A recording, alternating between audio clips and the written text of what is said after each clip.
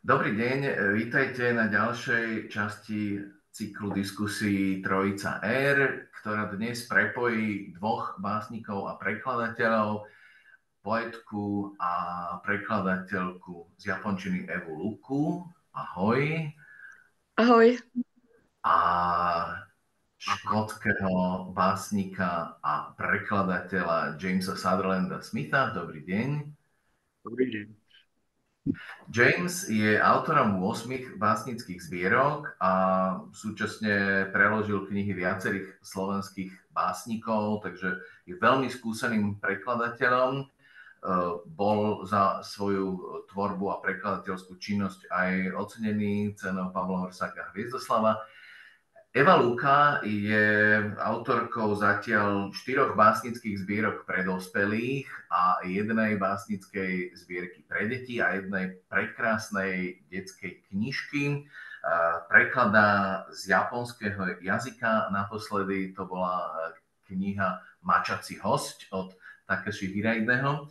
No a pripravuje svoju novú básnickú zbierku a my sa dnes budeme rozprávať o výbere poézie Evy Luky v angličtine, ktorá sa pripravuje na rok 2025 vo vydavateľstve Seagull. Prekladá Jamesa Sutherland-Smith a momentálne sa nachádza v Banskej Štiavnici, kde sa tomuto prekladu predpokladám, že intenzívne venuje. Tak ja úplne na úvod sa vlastne spýtam, povedal som, že je to vlastne o výber z poézie Evy Luky. Tak skúsme si povedať, že aký je to výber a kto ten výber robil, čo ten výber obsahuje. Okay. Yes. Sorry, I didn't pick that up. So I said it's a selection from the poetry of Evy Luky. What kind of selection it is and who has made the selection?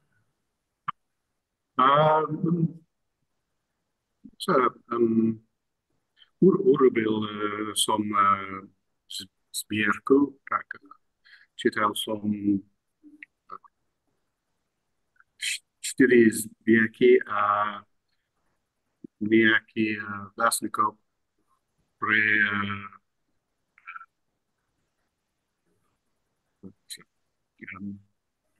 ešte nový básničky. Tak vyberal som, čo mám rád. And tiež písal som zbierku, ako sa povieme, James, if you like, you can say it in English, so we can do the conversation in English if you both agree. Okay, well, that would be better actually. Okay, no problem. So it can be in English as well. Because I tend to freeze in the situation. So you have made a selection from these 4 collections of poetry. Well, the 4 selections, and some new poems which she sends me from time to time. In the new selection, there's a fascinating quintet, the Mrs. Partridge, Penny Partridge poems, which are really very, very new, I think, in Slovak poetry. They're derived from Eva's response to paintings by a wonderful surrealist painter.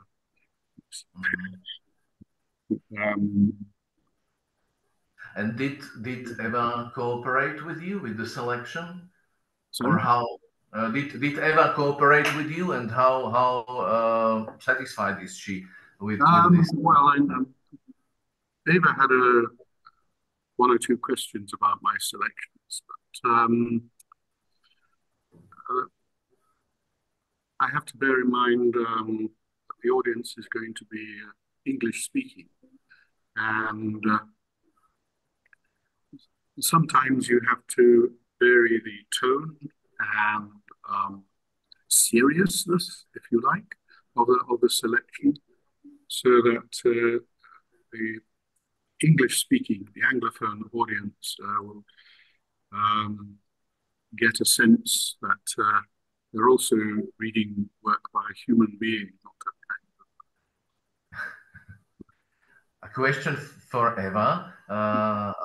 How satisfied are you maybe with this selection of poetry, or what James said that it's a selection for the English-speaking audience?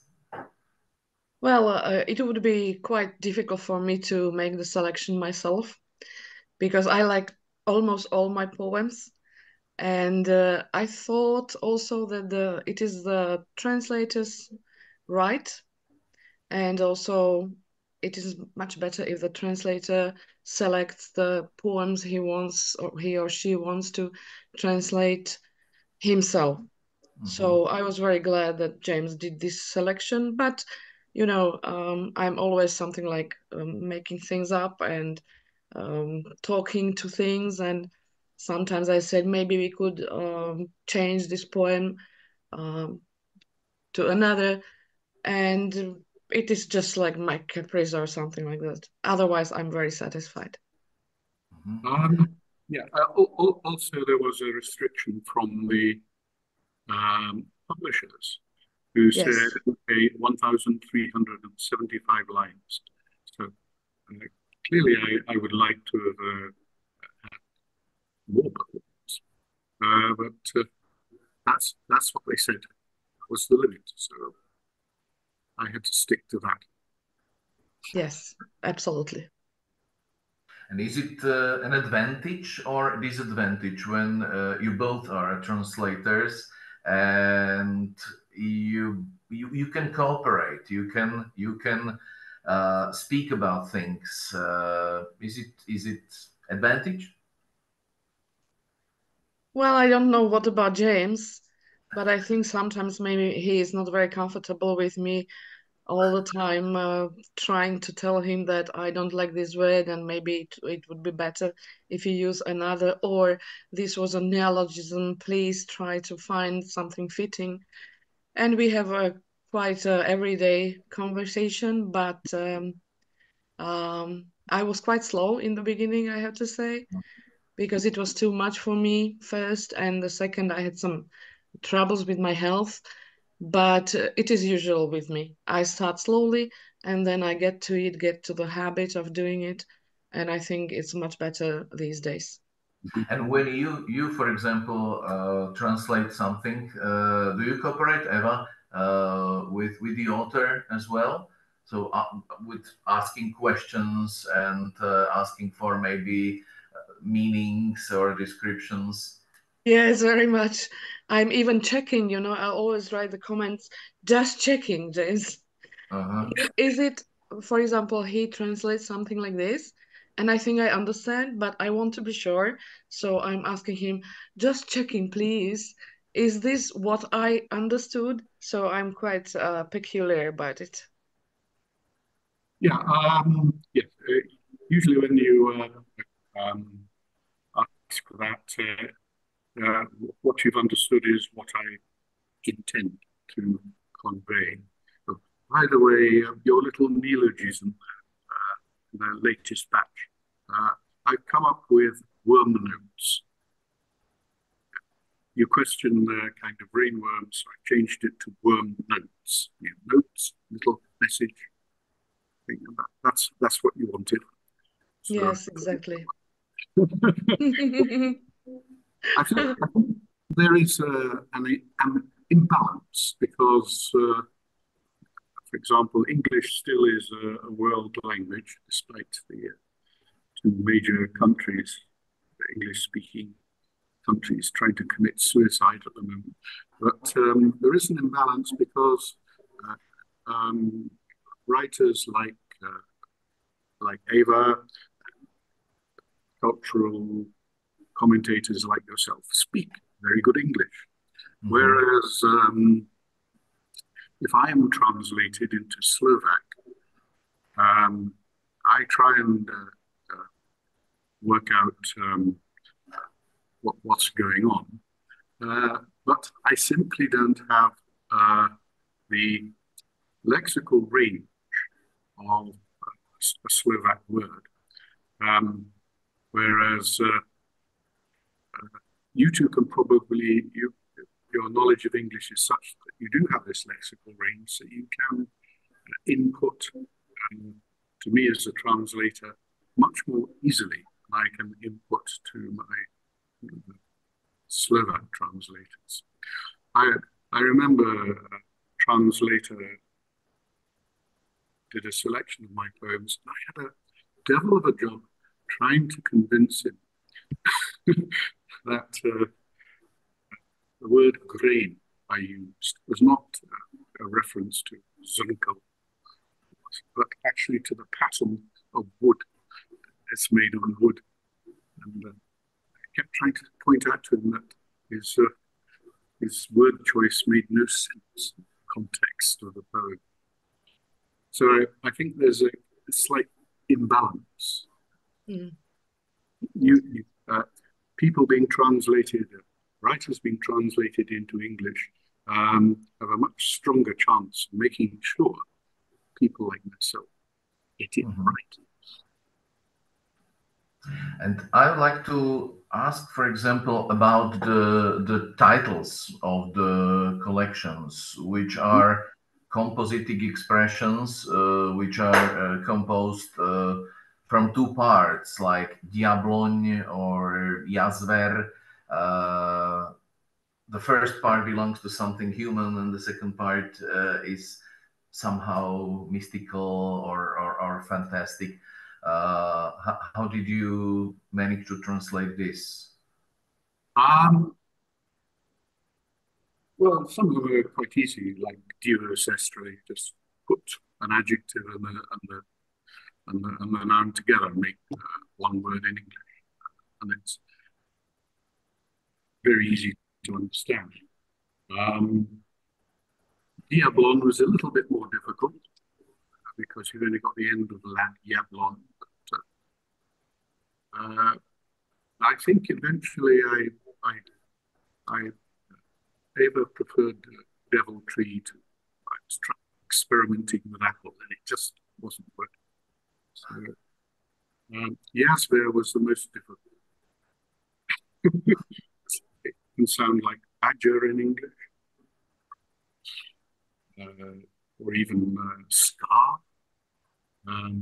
We decided on I Beast. Is that right? Yes.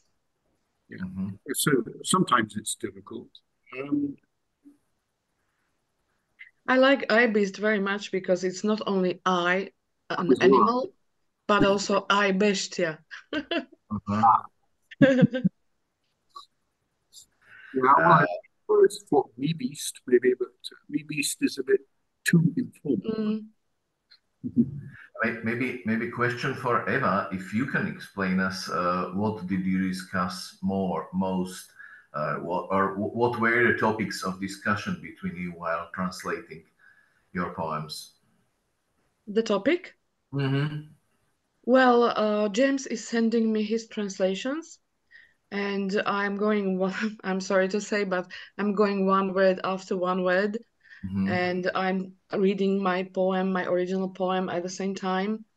And I just, well, there are some things we were discussing, like to the English audience, as James has already mentioned, this would sound strange if I translate it as you wish. And it would be much better in this way. And I accept everything what he says because he has the last word. And I really trust him as a translator completely. So I just discuss and I go to it and I ask, but in the end, it's James' word what is important.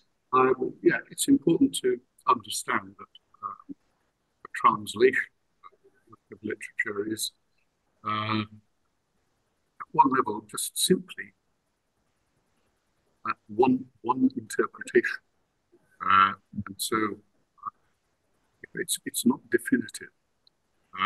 So if Eva becomes a Nobel Prize winner, then there will be other translations by other people.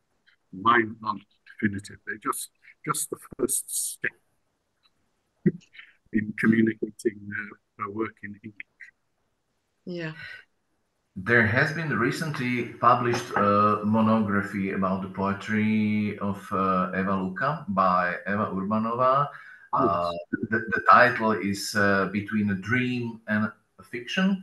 And Eva Urbanova says that Eva Luka is, in general, not very typical, or her poetry is not very typical for Slovak poetry, or so she is very different, like the rest of the Slovak poetry, because of the mythology, because of the topics of her poems.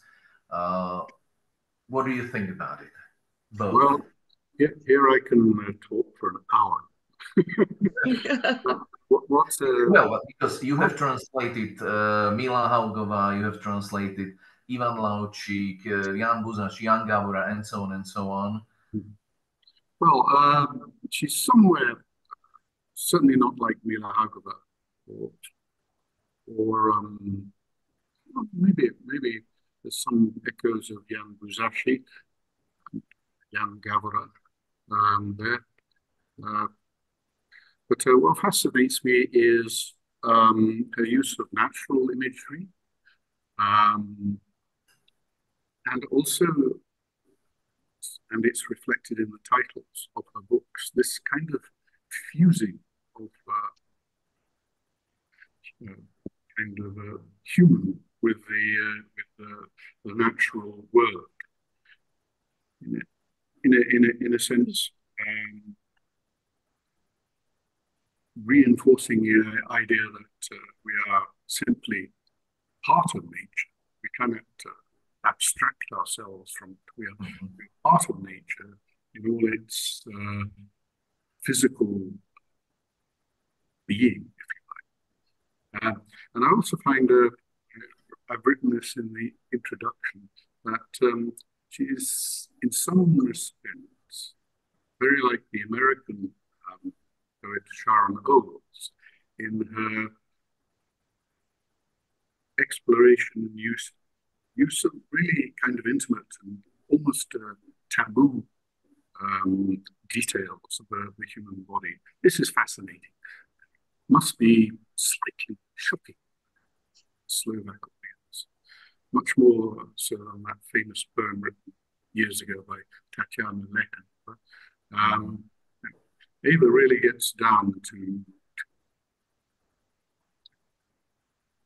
details. She's not just making an erotic point. Eva, what do you think about this? Well, I'm not usually thinking whether I'm different or not, or I'm not comparing myself to other poets. I think all kinds of poetry have their value if they are good, or if I feel they are good. I like poetry. I like reading poetry of other people. And as I said, I am not comparing myself to others. I just write as it's given to me. So it's up to other people to judge this. And you are already preparing your new collection of poetry, Necromantic. Yes. James's translation is a necromancer. And when you know that the collection is finished, that it's a final shape, does a final topic make it, or what is the final point when you think, well, this is now my new collection? Because you have always said that you have the title years before the collection is finished. Yes, it's because each of the titles of my books are coming from the previous book, from one poem which is titled the same. So I know it when I feel that this poem is maybe most important for me, or the strongest, or something like that, then I feel, it's not like I'm thinking about it, I feel that the next book should be called after this poem. And this happened with the poem Necromancer, which is in the collection Jazver, I Beast. And I think it's the strongest poem there. That's just my opinion. I feel it like this. And when I was reading James's translation of it now, I again thought, yes, this is the poem my next book should be called after. And when I feel when the collection is completed, or when I think that this is done and it's ready to be published, it's more a prosaic thing than a poetical thing, because I just need to have enough numbers of poems. I do not write every day. I do not write very often. And it usually takes me 6, 7, 8 years until I have 50 or 60 poems done with which I am satisfied. So it is just the number of the poems. So can you tell us when will the next collection, when the book will be ready, or when it will be probably published? Yeah, I know it already, because it's going to be published next year. And I have so far maybe 30 poems, but I still have 1 year.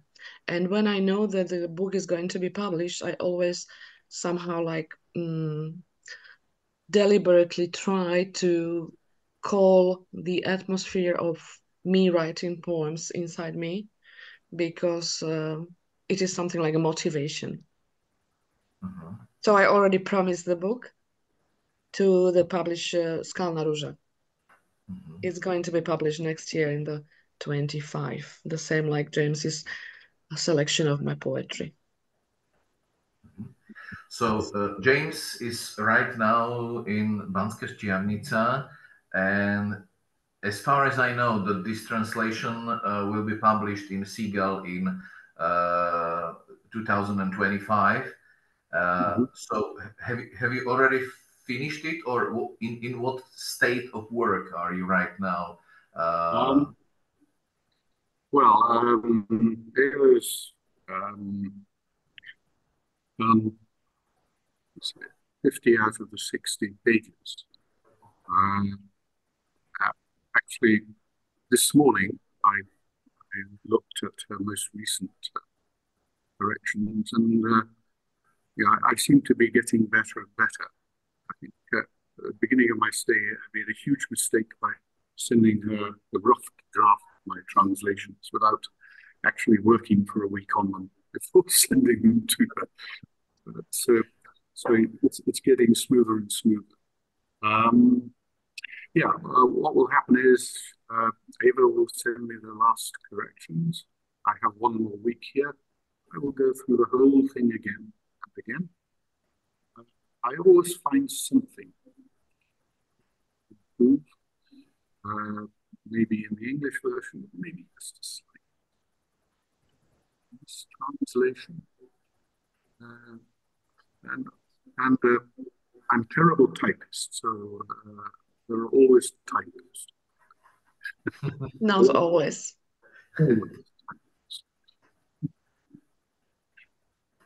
And that's what I'll do. So it's almost ready. Maybe I'll make an adjustment to the introduction. Perhaps mention the coming fifth collection a bit more prominently. But I would say it's well on the way, 80% done. And are you both reading poetry every day just for fun? Eva, are you reading poetry of other poems every day, or you prefer maybe absolutely other genres? Because always when I ask authors who are writing novels which are 600 or 700 pages, they usually say, well, I like to read poetry. I read just few poems in the evening or in the morning, and I'm very satisfied. So what are you reading as a poet? I have to say that, yeah, I'm sorry. Okay, so I want to say that I definitely do not read poetry every day. I read poetry very rarely when I feel like it, and it is a special moment for me, something like a celebration, something like coming to myself, something like really touching the inside of my soul, I would say.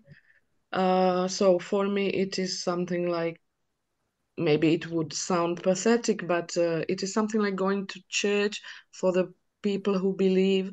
It's something special and rare for me. But when I have the possibility, I'm usually getting the new books from the poets.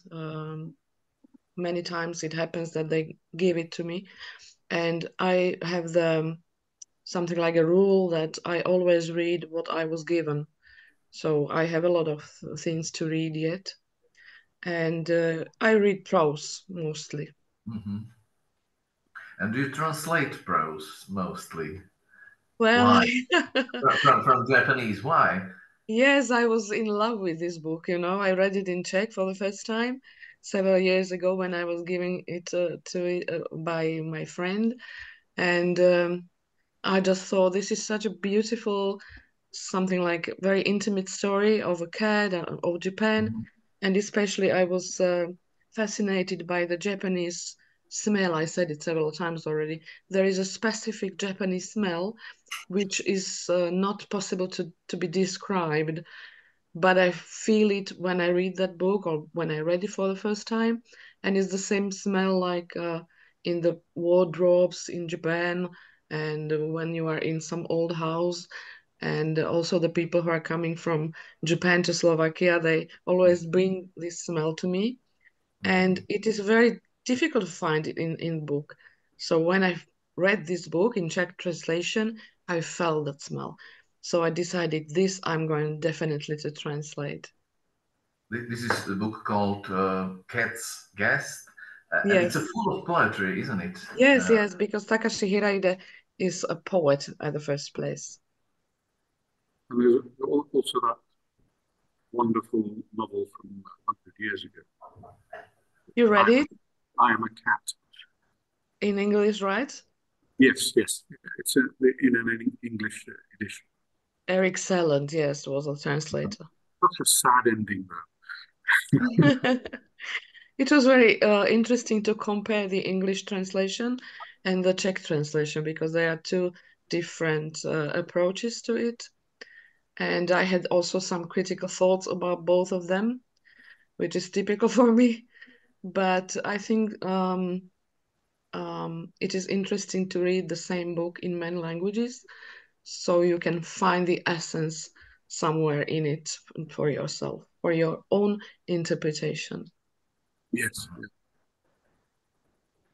And James, are you reading poetry every day just for fun? Yes, I would say so. But nowadays I tend to reread poets who mean a lot to me. So I have a bilingual edition of Jonathan Galassi's translations, Eugenio Montale, an Italian poet who just means so much to me. And I also tend to read from time to time new English collections. I'm reading at the moment Chris Hamilton Emery's new book called Modern Fog, which is a collection of poems dealing with the English landscape mainly. I just have one or two Irish poems there. Wonderful. I read poetry largely because I like to go alongside a poet, a writer who is discovering the language which they're writing. I wouldn't say it's religious; it's more kind of psychological for me. I love language, my mother tongue, which is probably why I find it so difficult to actually speak another language. I read French and Slovak reasonably well. And I love my own language. I love poets who just find new ways to use the language in which they're writing. And in Slovak, I found here long last a copy of Lydia Radkevty Gavornikova's Chromnice, which I've been looking for ages. Get anywhere. The library here had one, so I'm reading that. And have you? I see an arc behind your shoulder from the room you are in. Have you written a poem of yourself in Banská Štiavnica while diving into the world of Eva's poetry? I'm sorry, can you say that again? Have you written a poem in Banská Štiavnica by yourself while diving into the poetic world of Eva Luka? Yes, I detect one or two influences, although I wouldn't go so far as she does into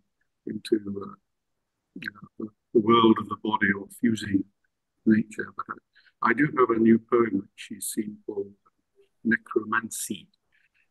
That's largely because I'm writing a series of poems on irrational ways of telling the future, different ways of divination. There's talking to the dead is apparently one way of being able to tell the future. You have sent me an interesting poem about the dogs howling.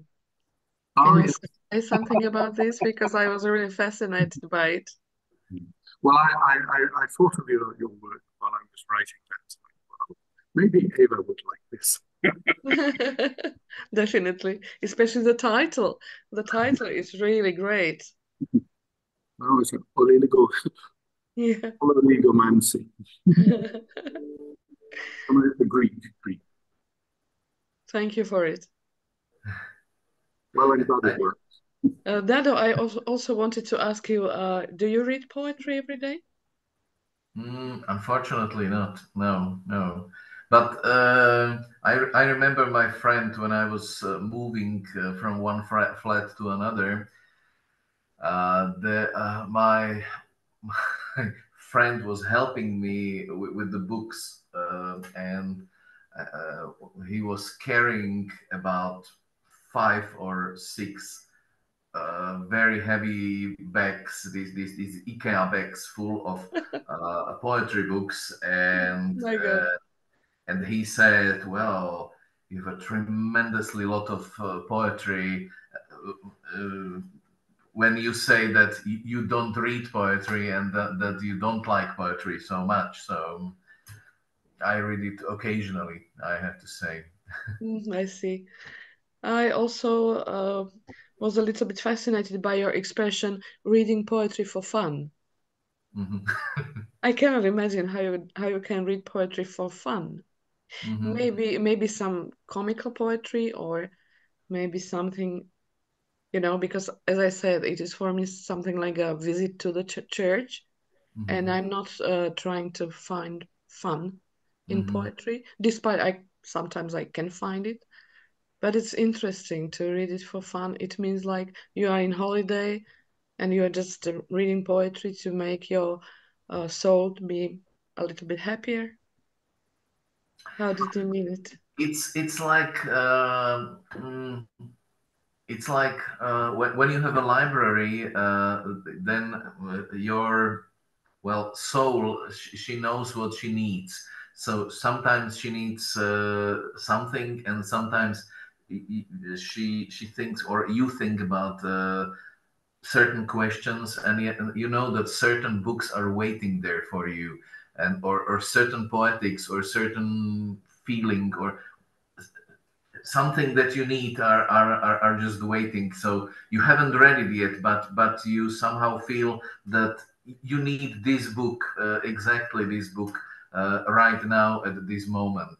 So it will, or I have believed it most of all my life.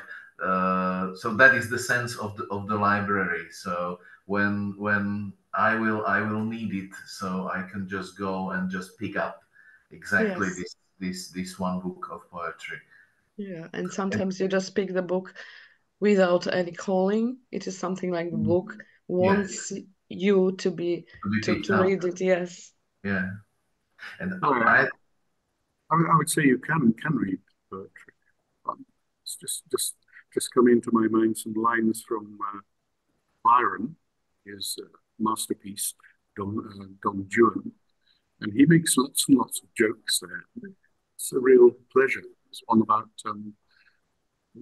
he makes a remark about terrible rhymes about ladies, intellectual. Come on, guys, or equivalent, common gentlemen, do confess. Have they not impetual? Wonderful, terrible rhyme.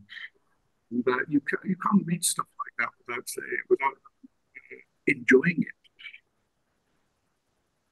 Right. And maybe, and also in the first part of Dadom Nagyom, when the young man is seducing his first love, and passage begins. It was a yellow. Draws closer to Donna Julia. She says she wants to fall in love with him. She says, was it something like, and whispering, I cannot consent. Consented. That's funny. And maybe one more thing, which is not connected to poetry, but to Eva's beautiful book for children, which is called Pani Kurčaťová. I loved it so much. Do you think that maybe the next part of the book will be published sometimes? Well, I started to work on it already. I have maybe 20 chapters, but I'm a little bit stuck now. Maybe you are an exception because I remember that you liked this book very much, but most of the reactions are that it's too long, there are too many dialogues and monologues, etc. So I was a little bit demotivated. But at the same time, I have to say that this is my favorite book. I love it the most, and I will never regret writing it because I was really happy when doing it. And I was reading it to my family loud, and they enjoyed it. And I remember these beautiful evenings when I was reading the dialogues, and I was changing my voice, and it is my most loved book. And I really hope that I'm going to finish the second part, especially for you. Well, it was for me like discovering Alice in Wonderland, a completely new world, which I absolutely liked. So I would be very glad if you will publish another part of Lady Kurčaťová. Thank you very much. I am really happy about it. Okay, so thank you very much, James. Yeah, I was just going to say my copy of that book is in Prague with my grandchildren at the moment. He's will be. Too big. Okay. Thank you very much for the discussion, and good luck for the translation and for all your literary works. Thank you very much. Day. The same to you. Thank you for the discussion. And thank you, James, again for your translations. Thank you for the courtesy of letting me speak in English. Perfect. Gladly. So I'm going to write you in the afternoon. Sorry? I'm going to write you in the afternoon. It's the last 10 pages, yes. I have too many unpleasant shocks in this situation. All right. Thank you both. And also thanks to Literárne centrum. Yeah, thank you. It's great here. So, goodbye. Okay, bye-bye.